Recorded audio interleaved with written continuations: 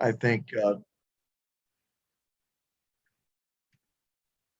well, welcome everybody. I have the distinct honor and privilege today of introducing today's speaker, Gabriel Suarez. Gabriel is currently a postdoctoral research fellow in my laboratory for almost 2 years now. And Gabriel has one of the more diverse backgrounds of, far more than most people in science. His first career was in business, but his true passion was as a sound engineer, where he actually had a recording studio, and he delighted in integrating, orchestrating sound blends. And I think he has taken that passion for art and integrating cool ideas into science. So he then, his second career was science, and he went back to school and was a biotech major at the University Inter-America in Puerto Rico. Then I met him as a grad student and postdoc at University of Texas in Austin, where he was in a basic science microbial engineering laboratory. So the engineering is a key feature here, theme of his career. And he worked with a very complicated, hard to manipulate soil bacterium, Acinetobacter bailey, probably butchering that. And so we met in Austin, and I somehow convinced him to come to Chapel Hill to pursue his interest in IBD, but bringing great talent in microbial engineering. And so he expanded his repertoire by learning notobotic techniques, learning more about gut bacteria, and is doing some really innovative work that we're going to hear about today. So I think, not to cut into his time, Gabriel, welcome. Thanks for sharing your extensive knowledge. Thank you, everyone, for coming to today here for this fun discussion. I'm going to talk about endogenous and dietary microbial genetic factors implicated in hydrogen sulfide production and intestinal inflammation. And a little bit back end of the story, when you go back to since early 70s, people were finding out that a combination of a sulfur rich diet source, in this case Carrageenan, was used in combination with bacteria. When in combination with bacteria, would cause colitis, to the degree that it was a very reliable model that quickly induced ulceration in the intestines. And so there's nowadays there's extensive evidence of a sulfur-reducing bacteria in inflammatory bowel disease. And so there's one of the characteristic products of sulfur-reducing bacteria is the production of hydrogen sulfide. And the hydrogen sulfide, in addition to the hydrogen sulfide, you have also acetate production. And these bacteria are also known to produce a whole range of different toxins and immunogenic components. And when these bacteria also are known to, given the favorable conditions, they can easily outcompete methanogens. And so IBD specific sulfur-reducing bacteria that have been mentioned in the literature include the sulfovibrio, Clostridium perfringens, Paraputrificum, or Fusobacterium. Now, hydrogen sulfide itself can inhibit the growth of probiotic bacteria, It can disrupt the sulfide mucus bonds, making it less viscous and lose its protective function. And it can also inhibit epithelial barrier function.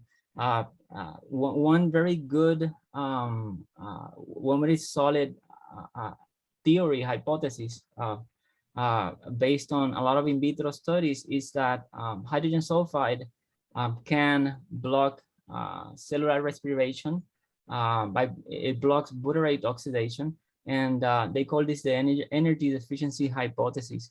And so in general, so in IBD, hydrogen sulfide has been shown to be increased in multiple reports. And so not only hydrogen sulfide is a signaling molecule for many other cellular processes, we focus on the possible inflammatory effects that it may cause.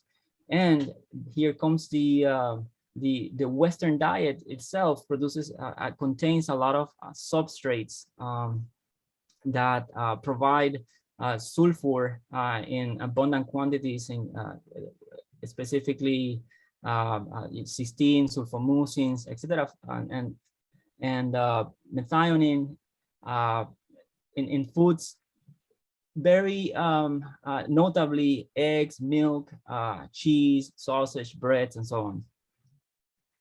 One of the mechanisms in terms of this energy deficiency hypothesis is that the hydrogen sulfide binds to cytochrome C and complex 4 of the electron transport chain.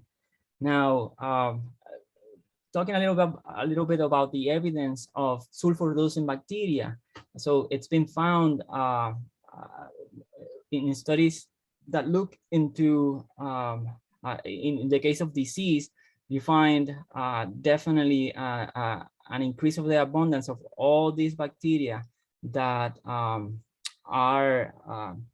that correlate with or are increasing abundance in Crohn's disease. And so not only do these produce the hydrogen sulfide, but the abundance of these microbes correlates with disease severity, as shown in this study.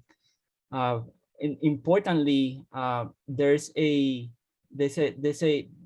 people have found that there's also downregulation of important enzymes in the detoxification of hydrogen sulfide. And so in some of these studies, they show how they can even use something like bismuth found in Pepto-Bismol to scavenge hydrogen sulfide in vivo in mice, and they obtain good results in lowering inflammation through that use. Now, so we come to the hypothesis that healthy gut microbiota can contain aggressive species that exploit and modify an increased sulfur-containing compound pool, contributing to toxic hydrogen sulfide production. And so we started our exploration of these hypotheses by looking into either induction or gene knockouts or chemical inhibition. And then we do in vitro characterization and continue, and then followed by in vivo characterization. And we also combine these with the use of clinical isolates from IBD patients and healthy controls. And so where we look at the communities of sulfur-reducing bacteria, whether they're high or they're low. And so we take these sides of the studies and we combine and look at diet effects into modulating sulfur-reducing bacteria. So we started our exploration with following up on observations in our own lab by work by Bo Liu, that she looked into very defined consortia of microbes that she derived that based on IL-10 IFN gamma ratios. And so what she was able to find is that the high IL 10 IFN gamma ratio induced bacteria were protective, whereas the low IL-10 IFN gamma ratio bacteria were detrimental and inflammatory causing. When she looked into the metabolomics of these bacteria, she was able to determine that she observed a striking increase in the tauroconjugated bile acids in the low inflammatory group. Now, this correlated very well with big studies that show increased tauroconjugated bile acids in large cohorts in both ulcerative colitis and Crohn's disease. Now, these group of bacteria, the low IL-10 IFN gamma group, we find that two of them, Clostridium perfringens and Clostridium boltei, are producers of hydrogen sulfide. And so we know this from analysis of their genomes, and we see that amongst the low group, in particular, they had abundance of genes involved in sulfur reduction, specifically anaerobic sulfite reductases. And also, when looked in detail, we find that these bacteria in the low group tended to have higher amounts of gene counts for sulfite reductases as well. And so we went on to look at the groups itself, this consortia, and asked ourselves were there differences in hydrogen sulfide production. And what we find is that the low group mix, the inflammatory group, compared to the high group mix, was significantly higher in hydrogen sulfide production. And when we started to break down which were the bacteria responsible for these, and we looked at Clostridium perfringens and Clostridium boltei, and we note that perfringens was the highest hydrogen sulfide producer. This is from fecal contents, whereas Clostridium boltei was another important, and the other producer of hydrogen sulfide. Now, when we're measuring these hydrogen sulfides, this is a representative test of how I do this. You're using 96 well plates. I put on the wells the material that's been acidized, and then on top you use a reagent that reacts with the upon exposition to hydrogen sulfide, making a color reaction, which we can measure in the microplate reader. And then this in particular was an early interesting result working with another Clostridium boltei that was presumably healthy or anti-inflammatory strain. And when we compared with ours that belongs to the low group, that the anti-inflammatory C. boltei was barely producing any hydrogen sulfide. Okay, so looking further into what are the substrates that Clostridium perfringens and boltei are using for production of hydrogen sulfide, we find that the first finding was that cysteine turned out to be a strong inducer of hydrogen sulfide production. But further down, we found that sulfite turns to be a much stronger inducer, and to this day the strongest inducer of hydrogen sulfide production. And so we just to mention here, one of the most important downstream limiting reaction that takes place for conversion of sulfite to hydrogen sulfide production is the dissimilatory sulfite reductase. And so we looked into several other possible substrates, sulfur sources, considering that they might be important in diet and they're present in as endogenous sources also. And we find that on the different strains that from the low group, we find again cysteine to be important, and we also find that sulfate can also induce significantly. We still had in the back of our mind all this time that we wanted to understand about the possible role that taurine and tauricolic acid could take in metabolism of this substrates to end up in the production of hydrogen sulfide. And because again, as I said, in the low group inflammatory group that we were studying, we found both things increased in the in metabolomic profiles of the cecum and the stool. So we find increased tauricolic acid and taurine. And so what we find here, interestingly, is that although, as I've shown before, that the metabolism of taurine and TCA was not a substrate that induced hydrogen sulfide in short periods of time, I find that by starving the bacteria pretty much in doing a longer assay, this is a 10-hour assay, I find that this is Voltiae and this is Pelfrigens. They're low amounts when they're by themselves, but when you put them together within the whole group, you can see an increase in hydrogen sulfide production at this time. And so that also is observed when we in absolute quantities of hydrogen sulfide produced. Now, so that suggests that there's possible synergy in this specific inflammatory group that can lead to increased hydrogen sulfide production. And so to further understand the possible dynamics behind the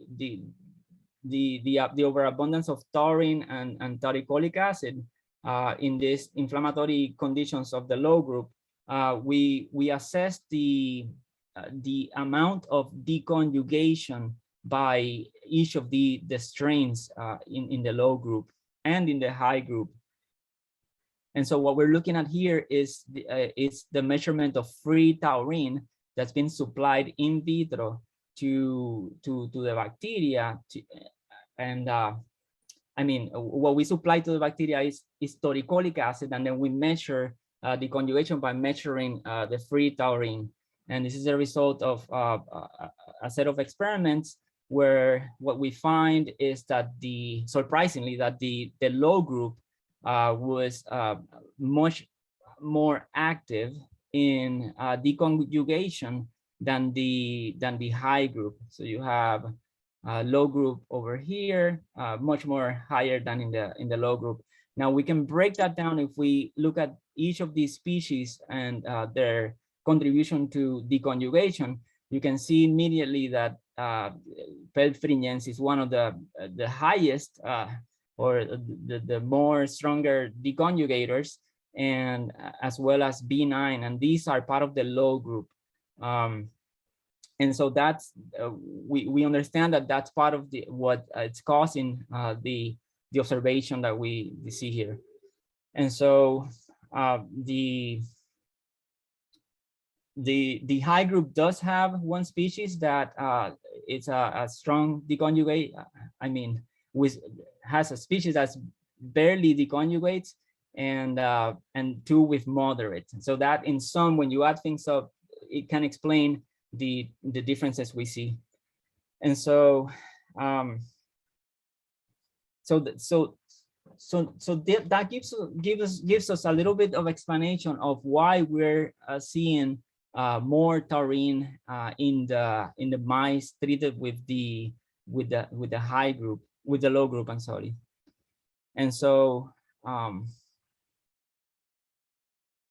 this is a side mention over here because I also do genome engineering, try to do knockouts to include in these studies. And you can see here, there's a biosalt hydrolase knockout in C. perfringens, but that knockout really did not impair the deconjugating phenotype.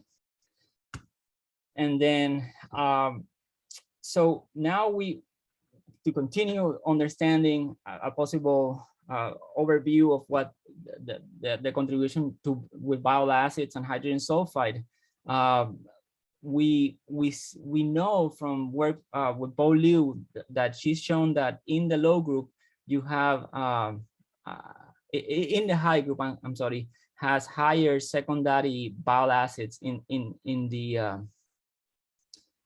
I said the low group. This is the I wrote that wrong. In the high group, I'm sorry. So in the high group, you have higher amounts of secondary bile acids.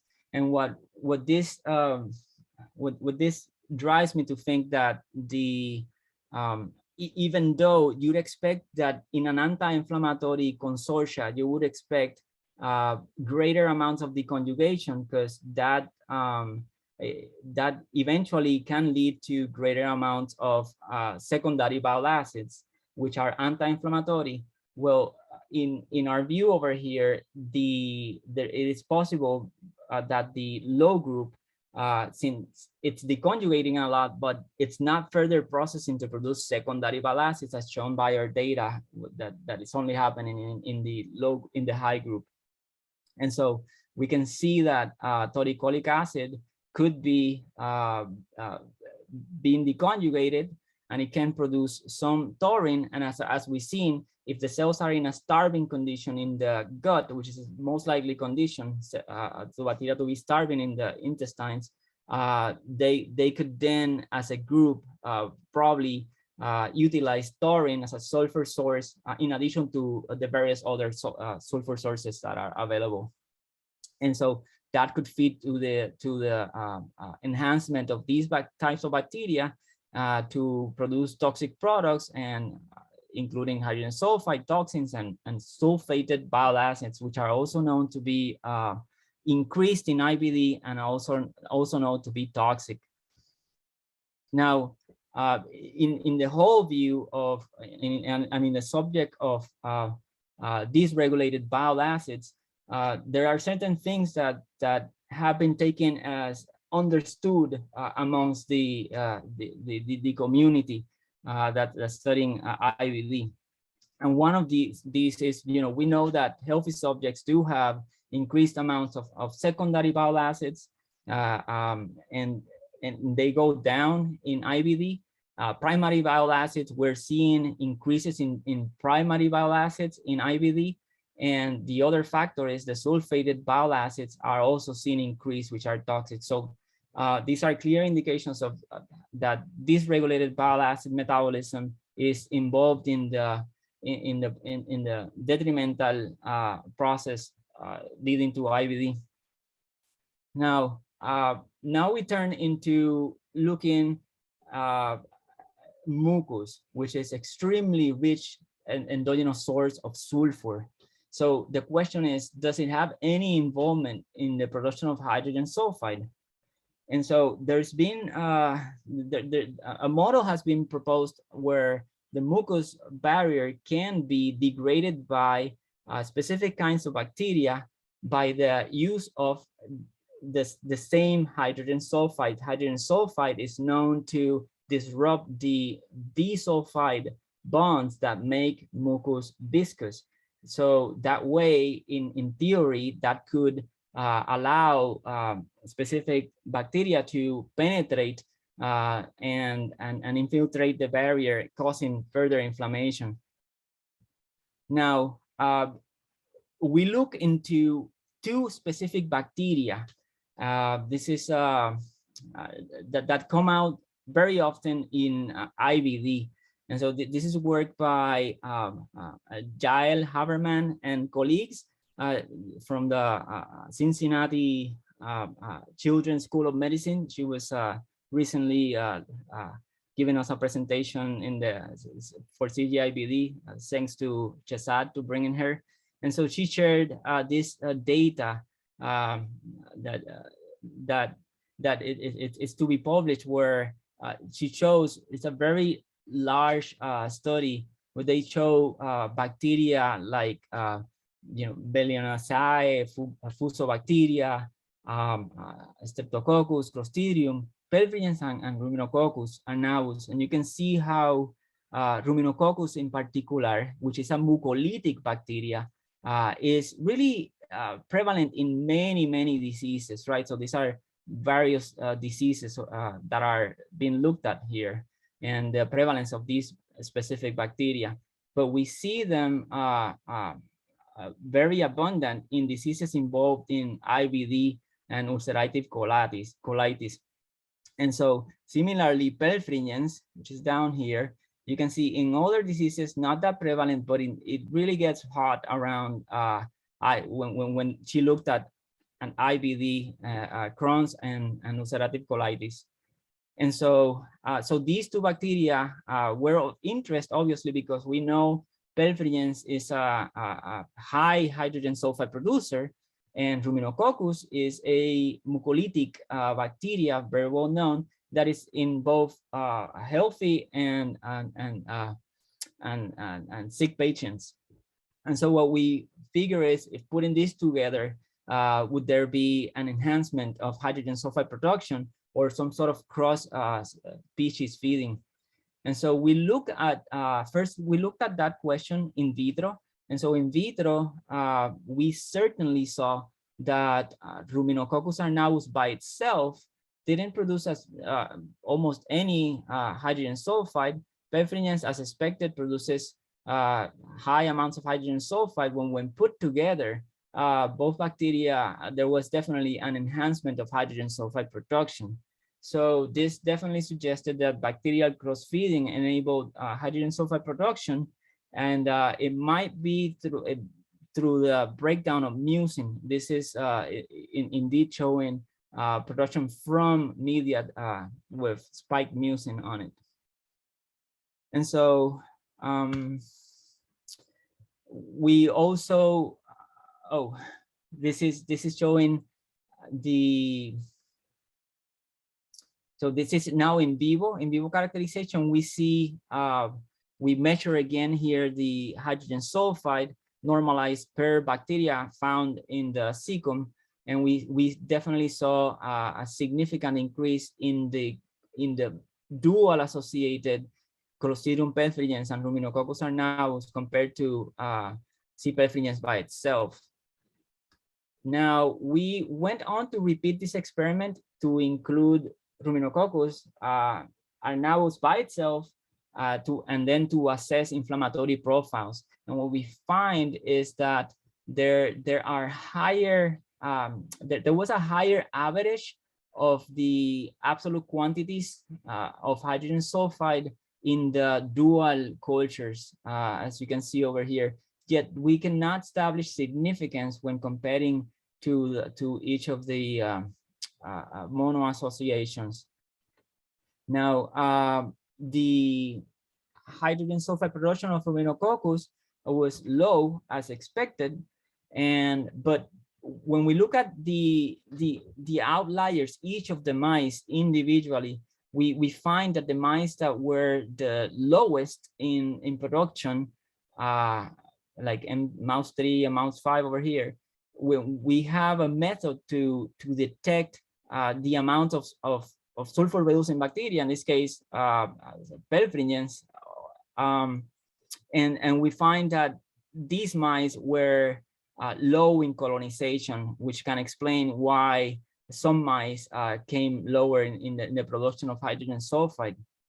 So when we normalize the data to colony forming units, then we can actually establish a significance in increasing hydrogen sulfide production. So differences in bacterial load are extremely critical, and in these kinds of studies should be really taken into consideration.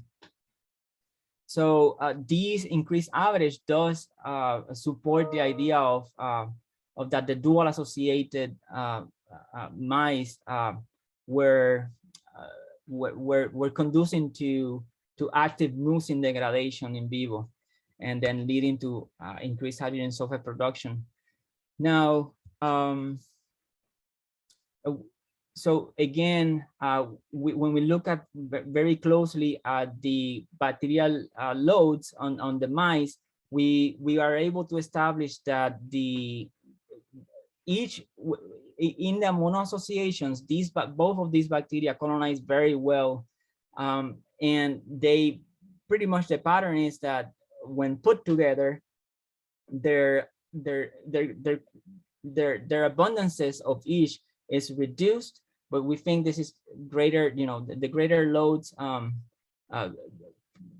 pretty much they're pretty much sharing the same nutrients and same environment, so there's a reduction. Yet what's important here is that the abundance of C. perfringens remains fairly high and seems induced to produce more hydrogen sulfide based on the supply of mucin. Now, looking at the inflammatory profiles, this is work also with the contribution of Saori Kashiwagi and Bo Liu in our lab. So we look at the histologies, and in both the cecum and the distal colon, we see that the dual associated mice were significantly worsened in inflammatory scores. And so when you look at the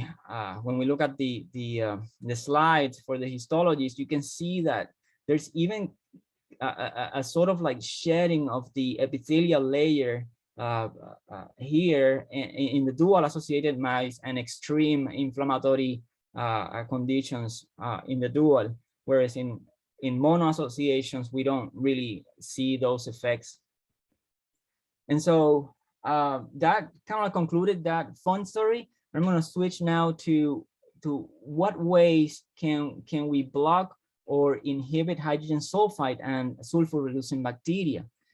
Now, because we're really interested in determining what conditions drive the production of hydrogen sulfide, and we do that by pharmacological, or we try to do gene knockouts, and we alter the substrates that are available, or try to regulate the bacteria themselves. And so in terms of pharmacological inhibitors, there's a broad list of potential compounds that are known already in the literature to in some way or another inhibit hydrogen sulfide or sulfur-reducing bacteria. Notably over here, we have hydroxycobalamin, which is an analog of vitamin B12. It's known to strongly bind to hydrogen sulfide. In theory, that could prevent it from crossing the membranes, the epithelium, and causing damage, and also bismuth. And we had at our disposition fructooligosaccharides, and we actually started testing inhibition and effects of inhibition with fructooligosaccharides. And here I'm just showing, because we know cysteine is very important. We think overall the most obvious target for limiting or controlling hydrogen sulfide production, and the enzymes that come out are cystathionine beta synthase and cystathionine gamma synthase lyase. And so looking at using fructooligosaccharides to inhibit, we see that in vitro there is very good inhibition that it's dose dependent. And this is showing results with both C. perfringens and Clostridium boltei. In both cases, definitely dose-dependent inhibition. Now, we went and did a mono associations with C. perfringens and treated a group with fructooligosaccharides, either 5% or 1%, to see if by inhibiting the hydrogen sulfide production, as we see in vitro, we can lower inflammatory scores. but we are not really able, we see somewhat lower inflammation, but it's really not significant. So we know that there's possible, we're possibly being biased in our analysis here because fruit oligosaccharides can also inhibit the growth of Clostridium perfringens.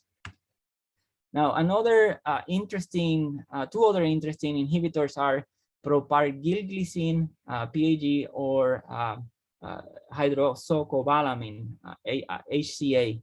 And so we find that propargilglycine did not inhibit any of the production of hydrogen sulfide from Clostridium perfringens, whereas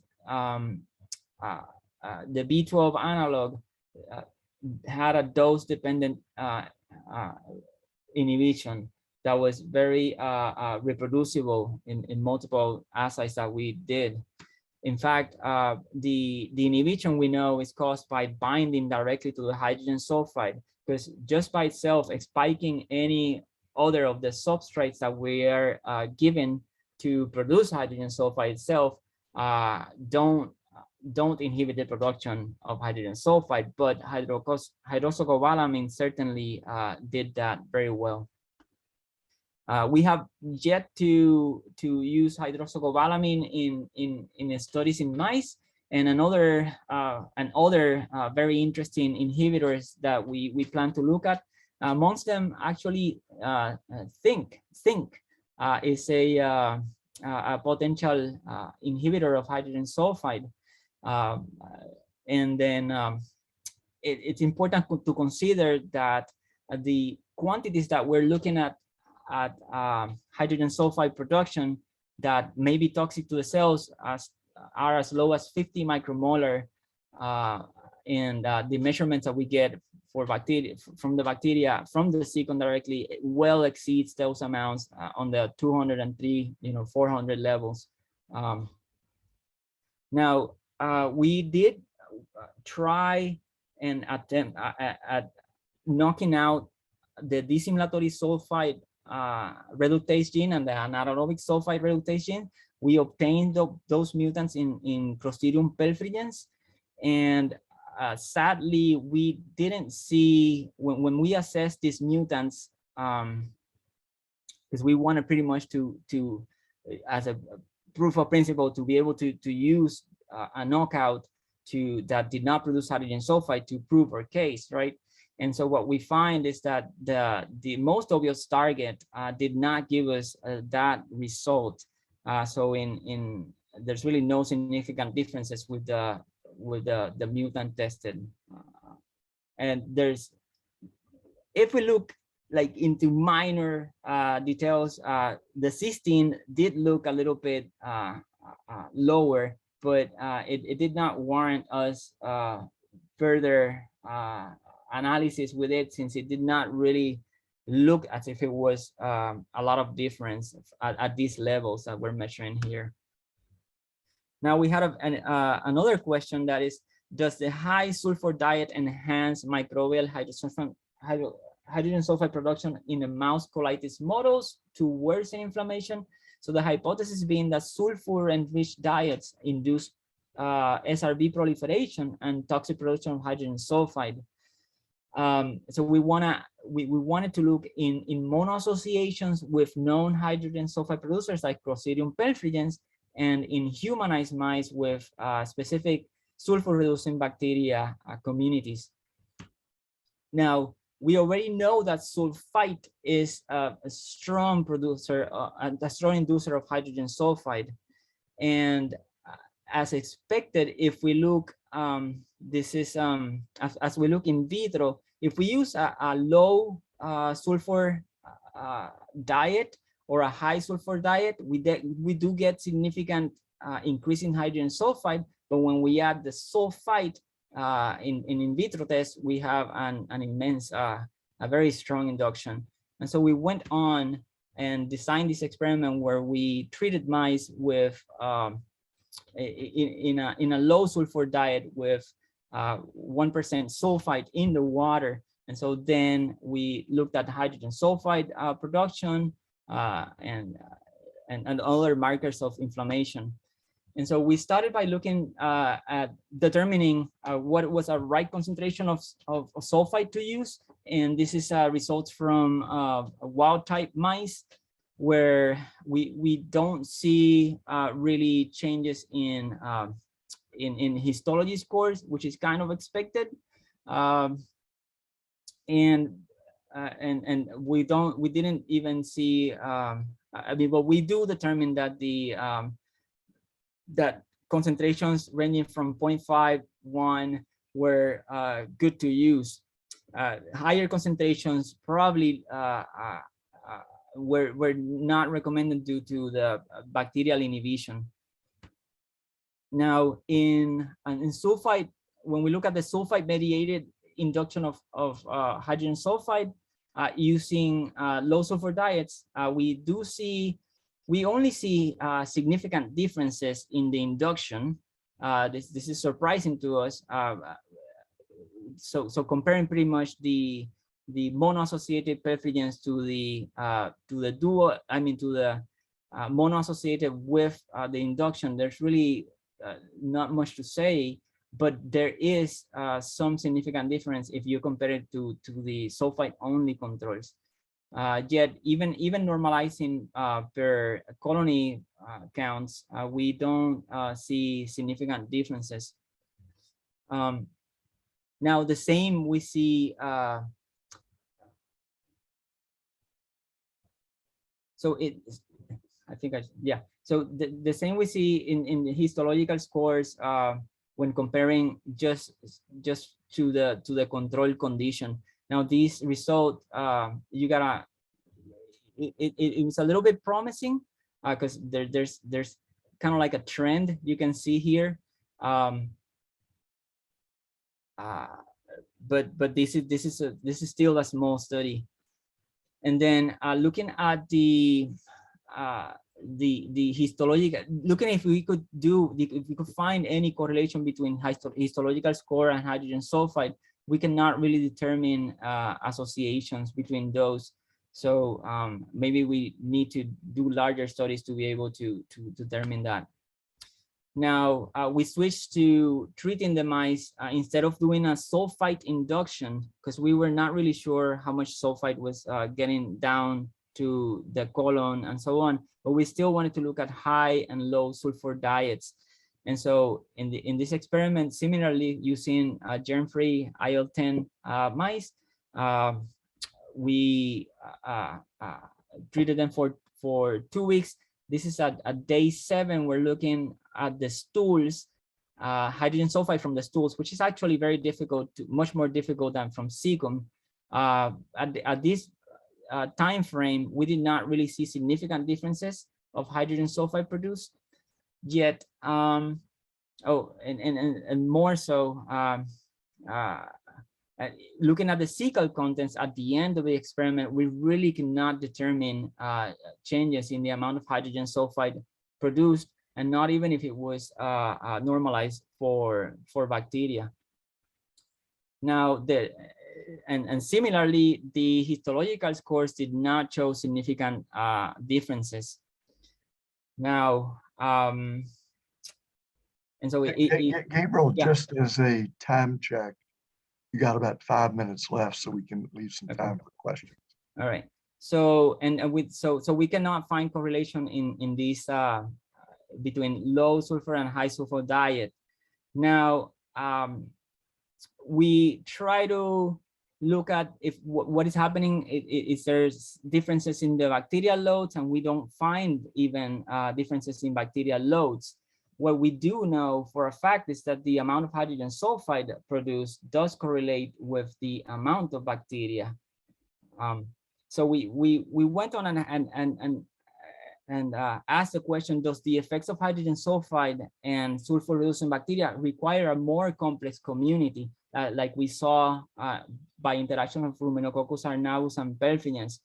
And so we used a clinical stool from IBD patients. This is thankfully provided by Adra Bhatt, who has been collecting these samples.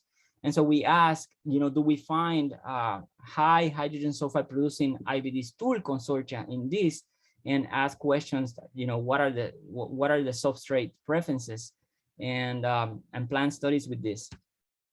One of the things we immediately found is that looking at 3 of the donors, the first 3, donor 3, looking at a panel of different substrates, we could see intense production of hydrogen sulfide upon the induction with sulfite. And so we also plate on our differential media plates, and we can see the black colonies are pretty much colonies that are reducing and producing hydrogen sulfide, and makes a precipitate that we can detect. And this is actually a very smelly sample, and it had an incredible amount of hydrogen sulfide producers that we could see on those plates. And so I'm going to skip a little bit on a lot of the profiling here, but we do find that upon these 3 specific donors, we do metagenomic analysis, and we find that donor 3 in particularly was very high in the abundance of Clostridium perfringens compared to donor 1 and 2. And pathways that are involved in all 3 of these, the most notable are sulfur-reducing reductase, aspartokinase, and adenosyl methionine synthetase. Now, when we, very interestingly, when we culture bacteria from this donor 3 in conditions containing cysteine versus condition containing no cysteine, and then plate in our differential media plates, we can see an extreme phenotype change, showing activation of hydrogen sulfide production. We use the same plates in all our studies that we're doing now. And so we actually went and did a study with IL-10 mice for 17 days. We cultured them with IBD stool 3, which was the highest sulfur producing.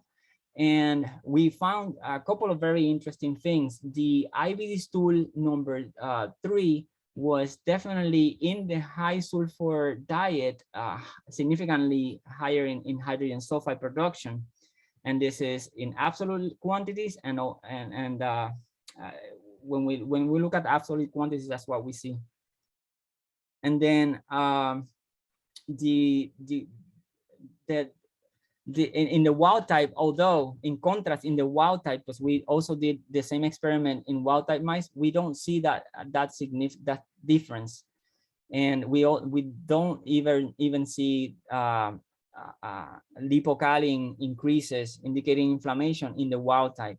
Yet going back to the IL-10s, there was significant differences in the high sulfur diet when in conjunction with these consortia of bacteria. Now we're looking at lipocalin for that same study. We cannot establish correlations with inflammation and lipocalin stores, and we think that there was a possible problem with the stool solubility from each of these diets that made difficult this analysis. But somewhat promising to support the hydrogen sulfide toxin hypothesis is that there is a small positive correlation between sulfur-reducing mediated hydrogen sulfide and histological scores. That's what is shown here. So we can definitely see that the group of bacteria in the high sulfur group were the ones that actually gave any significant aggravation of the histological score. And when we, there's really not, this correlation is not, when we do the correlation, is not statistically significant. Yet, if we don't take into account the bacteria that are present, we absolutely find no correlation, because that's, we know that the presence of bacteria is very important in the abundances. Now, another question we had is, were the mice eating the diet, these specialized high or low sulfur diets? And we find that the mice eat less the high sulfur diet. That was a surprise to us. But these are studies that need to be replicated to confirm that and see how that could affect the negative effects of hydrogen sulfide, and if this is somewhat downplaying those possible detrimental effects. Now, so future experiments, we're going to use the bacteria that were conditioned in high and low sulfur diets. We're going to use those consortia and re-inoculate recolonize mice, and then see if we can get differences in inflammation. I know I am about to finish over here. Yeah, but, please do, because people yeah. are having to leave. So if you could kind of bring us to a conclusion. Yes.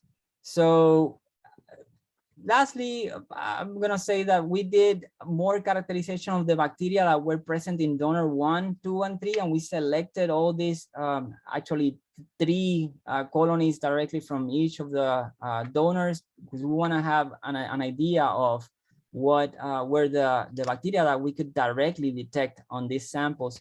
And we found a lot of C. perfringens, Fusobacterium, and other sulfur-reducing bacteria like Clostridium paraputrificum. And so these again corresponds very well with this latest study by Jael showing Clostridium, perfringens, Ruminococcus arnavus, and Fusobacteria. Now in those studies, we found perfringens in 3 of the 5 IVD donors. It's very surprising. And these perfringens were related but different genetically upon analysis of other 16S sequences. And so one of the donors only had Fusobacterium, and so what we ended up doing is we are looking forward to characterize the hydrogen sulfide production of these C. perfringens, and that's some of the work that we have done so far, and we find that they're pretty similar to the one that we've been working with. One of them in the donor 3 is extremely similar on the amount of hydrogen sulfide produced. And in terms of the Fusobacterium that we've looked at, it is actually producing some sort of like volatile sulfide, as we can see from recent analysis. And I'm gonna get to conclusions. So pretty much our overall view is that diet, sulfur-reducing bacteria, and endogenous factors can contribute to inflammation.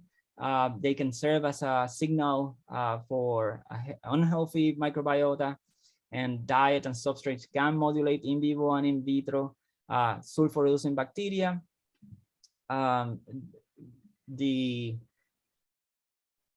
This just supports a possible mechanism for SRV inflammation, and a lot of other conclusions that I think I had the time to explain over here. But with that, I want to thank the whole a whole lot of people in the Sartor lab and all around. And I'll take your questions now.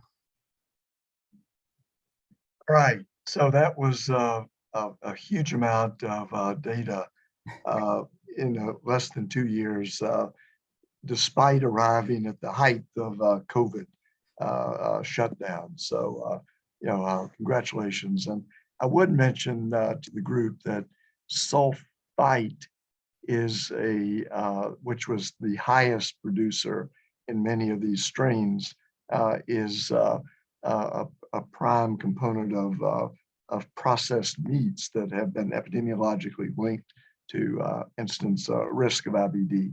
So questions, please. There is John Hansen. Andre Biret has presented data that hydrogen sulfide is anti-inflammatory in experimental colitis. Do you think there are other factors, diet or microbial or host, that can modulate the effect of H2S on inflammation, making H2S pro-inflammatory in certain situations and anti-inflammatory in other? Really important question. So are there other factors, you mean other than diet, microbial, or host, or like those? Well, I think the idea is what circumstances could H2S be protective, and then what circumstances would it be aggressive, and is Yes. there a dose-dependent response in that? I think what's been more coming to a consensus is that the concentration of hydrogen sulfide is critical. So it is known to be a good modulator of inflammation in very, very minute quantities. But this is something that can get quickly out of control with outgrowth of sulfur-reducing bacteria. And so there are, to answer the question, there are definitely other factors that we did not mention here due to time. Yeah, but I think, like in most of life, too much of a good thing can be detrimental. So Shazad had a question. So regarding the choice of the H2S producing donors. So was this were the choice of the donors random, or was there a way of choosing these donors other than disease activity? So key question. The first insight was I was told about a very smelly sample, and I'm like, hint. Then the second insight was, as you saw, I plated into our differential media plates, and I saw a lot of black colonies, which indicated hydrogen sulfide producers when I tested 3 of the donors. And then I measured the hydrogen sulfide in a panel of different substrates, and definitely saw it light up on many of the substrates, at least to some degree, and intensely on sulfide induction. So it's actually a very cool thing that is fairly straightforward to detect. All right. Shazad, I would say that these were random donor selections with the caveat that all had active IBD. Donor, I think it was donor 2 had UC, all the others had Crohn's disease, and all were active. But they were randomly collected in the clinic. We concentrate on these 5 because these were our stool, these were the donors for our fecal transplant in our mice. So obviously you have a large panel. Gabriel has developed ways of thawing frozen samples that could be looked at. So obviously you and he need to talk a bit about that. We have a question here from Great Talk. I'm sorry. No question. There was very interesting data. I think Sue Tunkanagi has a question orally. So thanks. Sue, yeah, you thought you were going to skip me. Going on to the next. No. It's just I was looking. I was all of a sudden things filled up. So yeah, great talk. Running, so okay. Tremendous amount of amazing data. It seems to me that the notobotic studies with the diets are going to be very useful, even though so far you're not so sure. Mm-hmm. So a very sort of mundane question. How do you sterilize the diets, and do you check them after they've been given to the mice to find out if they're what you think they are? Great question. So the diets are sterilized by the company with UV. This is in vivo. Actually, these diets have been used before in a prior study, and I actually, because these diets are, when they're not autoclaved, they're infamous for having contamination. I actually went and did the test, and pretty much did slurries very carefully in the hood, and tested, tried to grow bacteria on them, and nothing grew. So I actually was betting against it. It's like, I bet something's gonna grow, and nothing grew. So they were, I'm very happy with our selection of the diets. Okay, I didn't clarify my question. I mean regarding the sulfur. Does the sterilization make them just the same diet? And they're Yeah, not really different I in mean, sulfur? there might be a concern of destruction of some of the nutrients when they do this sterilization, and it's something that might need to be very characterized. Yeah. Yeah. But since So they're treated the same, yeah, go ahead. Melvin. Yeah. We were Yeah. worried about that.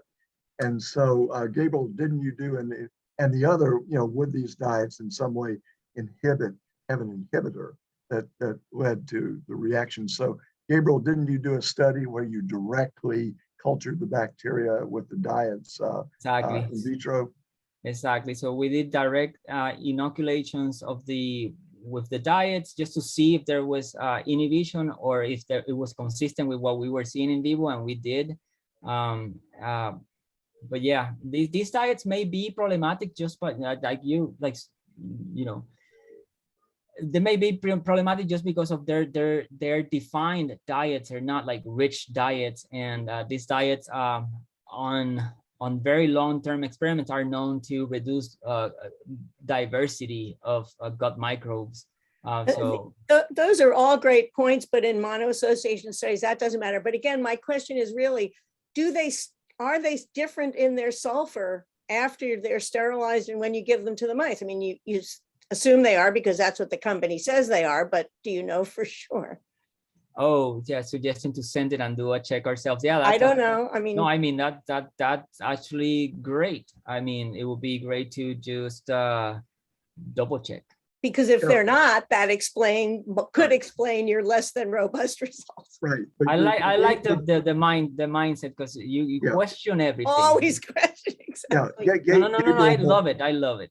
But could you expand on your in vitro studies, taking the sterilized diet, directly colonizing with the bacteria? Did you see H2S production or not?